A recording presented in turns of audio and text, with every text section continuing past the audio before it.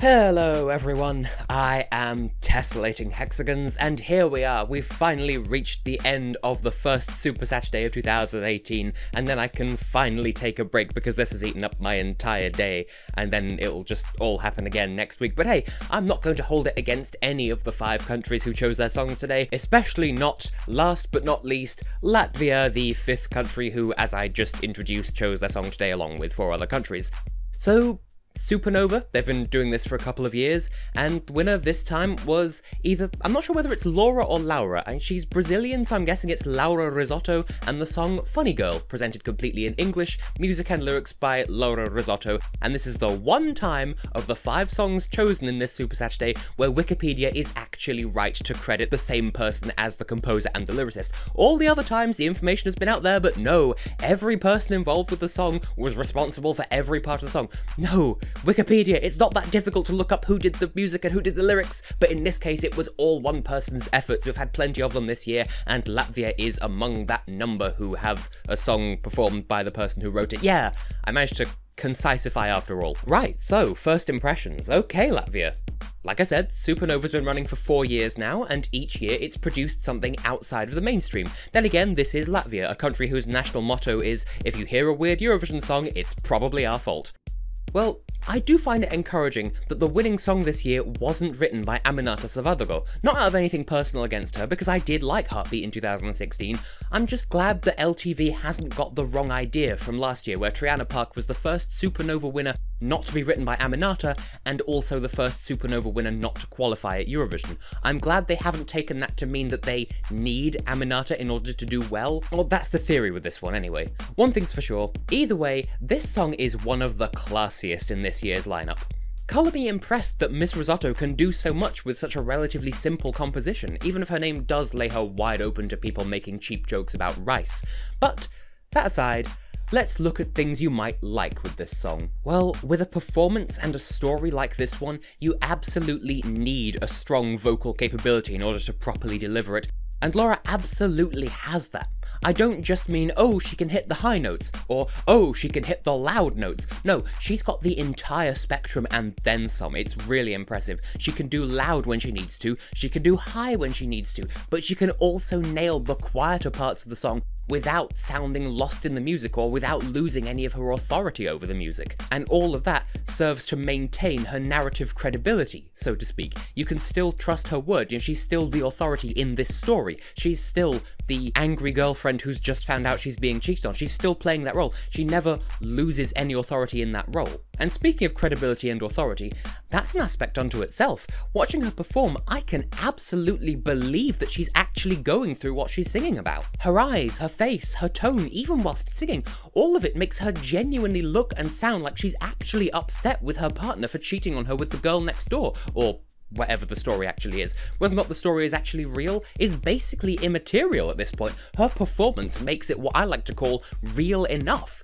Whether or not it really happened to her, she performs like it did. So whether it did or not, who cares? I could believe it. I also want to acknowledge the choice of subject matter as its own thing. It's certainly one of the less common areas within the love song overall category, in the broadest of terms, and she executes it brilliantly, especially considering that she wrote the entirety of the song herself. Music, lyrics, all of it. That was all one person. It makes me think that she's an artist to keep an eye on in the coming years now that she's made it to Eurovision. She might be coming back in future Supernovas, and I look forward to hearing that. And with regards to the composition, it's no more complicated than it needs to be, which absolutely deserves credit. It could be so easy to get swept up in the vengeful, or at least unhappy emotions of the song, and reflect that in the music with a stormy orchestra, or like heavy guitars or something, but no, it's just her and the bass and the strings and the percussion, and that gives the song the melancholy it needs for us to remain sympathetic to her character in the story.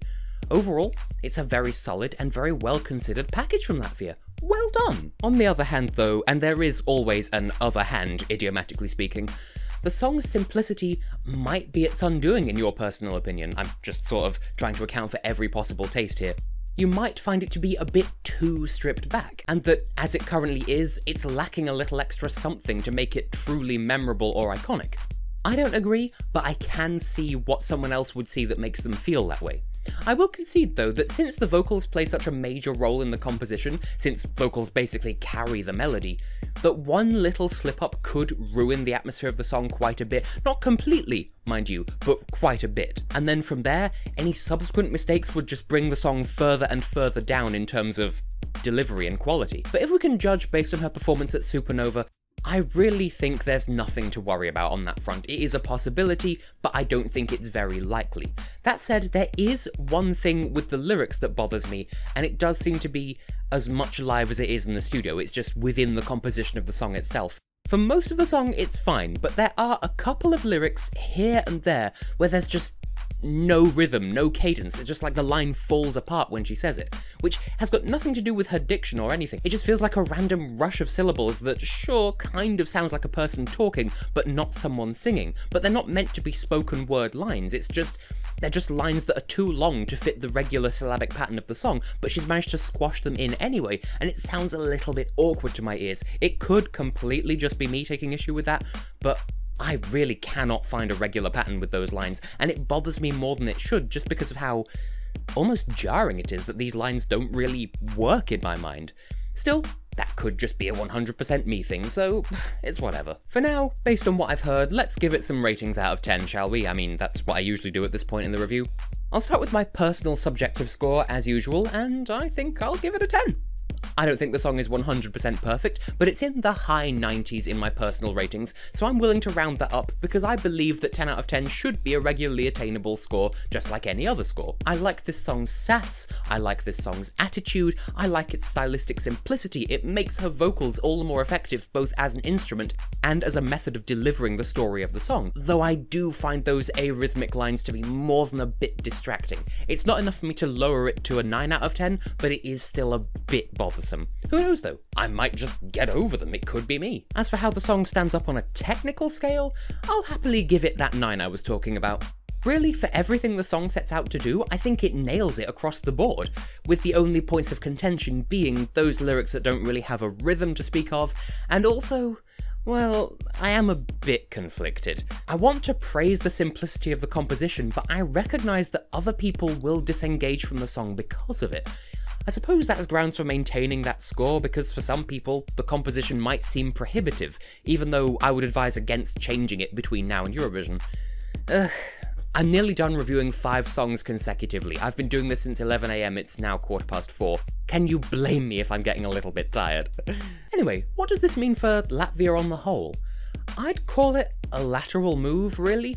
While I think that Funny Girl is much more accessible and much less niche than Line was, though both were chosen by an identical selection format, and so that should mean that this represents a step up from last year, I do want to highlight that there was a problem with the voting in one of the heats, where the online platform apparently displayed the wrong image for a participant or something like that, so to compensate, the online votes were ignored for that round, and they put 3 qualifiers through instead of 2 just as a show of good faith, and just, it was a bit of a mess. As I said when I reviewed Belarus, if there's anything that a Euro fan can describe as a scandal during a national final season, they will blow it out of proportion and it will reflect negatively on the country in question, no matter how much they try to rectify it. Still, everything did work out in the end, so it's not as if Latvia's suffering all that much for it, but the fact that there was a problem kind of doesn't reflect too great, but that's why I'm putting it at a neutral kind of thing at the moment. Now though, do I think we'll see Miss Rizzotto in this year's final? To be honest, I really couldn't tell you. On one hand, she's got attitude and credibility and enviable vocals, and so the juries really should appreciate her stylings, and the public might well make a connection as well because she tells an engaging story in an engaging way. If nothing else, the song reminds me of Here by Alessia Cara, or some of Cara Emerald's darker songs, so it's not as if it doesn't have the potential for international appeal.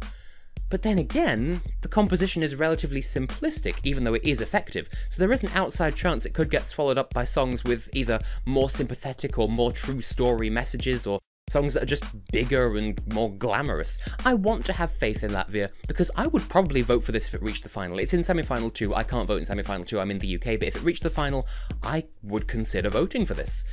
But yeah, I think Laura's going to need to fight for her spot in the top 10 of the semi-final, and through no fault of her own. It's just semi-final 2 is viciously competitive this year.